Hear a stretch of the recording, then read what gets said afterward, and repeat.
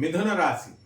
ఈ మిథున రాశి వారికి జనవరి నెల 2024 సంవత్సరానికి గాను ప్రొఫెసర్ డాక్టర్ మల్లపూడి సత్యనారాయణమూర్తిని నేను మాస రాస ఫలితాలు చెబుతున్నాను.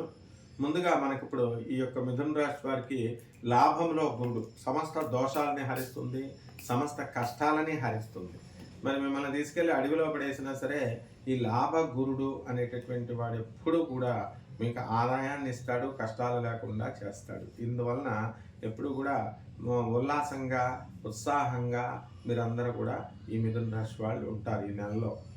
అలాగే మనకి ఈ యొక్క మిథున రాశ్యాధిపతి అయినటువంటి బుధుడు మీకు చక్కగా 6వ ఇంటిలో ఉండడం వలన మీకు ఈ ఈ షష్టమ బుధుడు 5 రోజులు ఉంటాడు.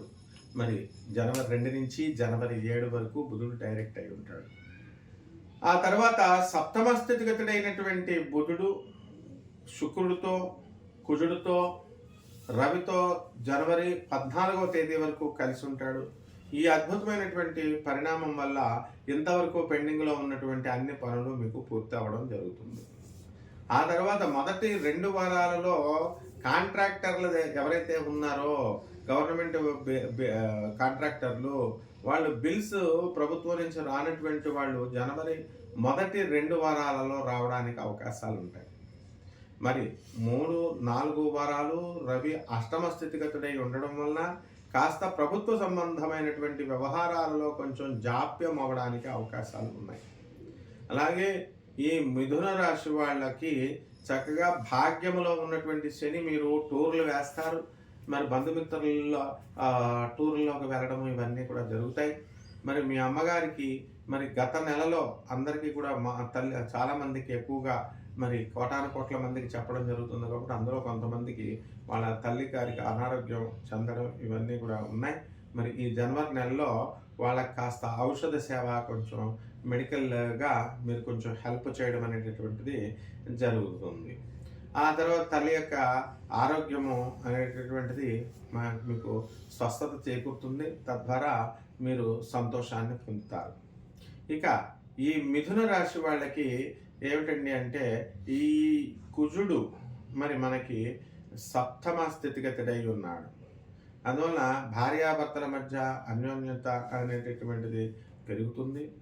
అలాగే ఒకళ్ళకొకళ్ళు అర్థం చేసుకోవడం, వితండవాదాలు తగ్గించుకోవడం అనేటటువంటిది జరుగుతుంది. ఇక ఆర్థిక పరమైనటువంటి బాధల్లో ఉన్నటువంటి వాళ్ళకి ఒక విధమైనటువంటి మనశ్శాంతి, ఒక విధమైనటువంటి దారి దొరకడం ద్వారా ఆశాజనకంగా ఉంటుంది. కాబట్టి ఈ మిథున రాశి వారికి లాస్ట్ మంత్తో పోల్చుకుంటే ఈ నెల జనవరి నెల కొంచెం బాగుంది. ఒక్క తల్లిగారి యొక్క ఆరోగ్యం బాగోకపోవడం అనేటటువంటిది తప్ప. ఇక మీకు మిత్రులతో విందు వినోద కార్యక్రమాల్లో మీరు పాల్గొంటారు. మరి దీని ద్వారా మీకు ధనం అనేటటువంటిది కొంచెం ఖర్చు అయినా మీకు కాస్త ఉత్సాహంగా ఉంటుంది.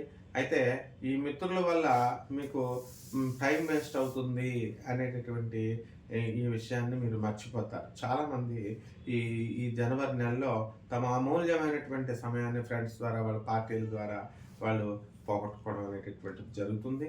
ఇకపోతే రైతుల దగ్గరికి వచ్చేసరికి మరి భాగ్య స్థితిగతుడైనటువంటి రాహువు, రాజ్యస్థితిగతుడైనటువంటి రాహువు మరి చక్కగా మీ వృత్తి వ్యాపార ఉద్యోగ విషయాల్లో అభివృద్ధిని తీసుకురావడమే కాకుండా రైతులకు కూడా బాగుంటుంది. 2వ పంటలు అవన్నీ కూడా మంచిగా ఉంటాయన్నమాట. చేపల రొయ్యల చెరువులు ఇవన్నీ కూడా అదనపు ఆదాయాలు అన్ని డిపార్ట్మెంట్స్ ప్రభుత్వంలో ఉన్నటువంటి వాళ్ళందరికీ కూడా వస్తుంది. దాని నిమిత్తం రెమెడీస్ ఏంటంటే మనము ఈ యొక్క రాహుకి మనం స్ట్రెంథన్ చేసుకోవాల్సినటువంటి అవసరం ఉంది.